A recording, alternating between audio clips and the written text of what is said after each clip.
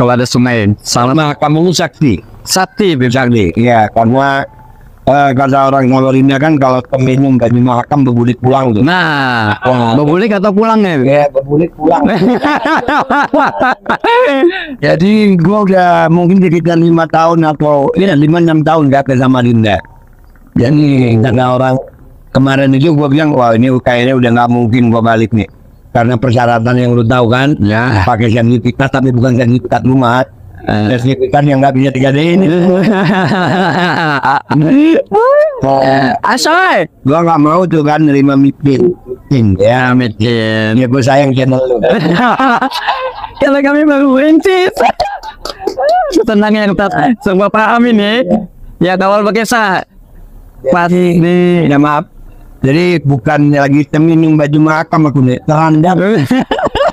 Terandam ngomong.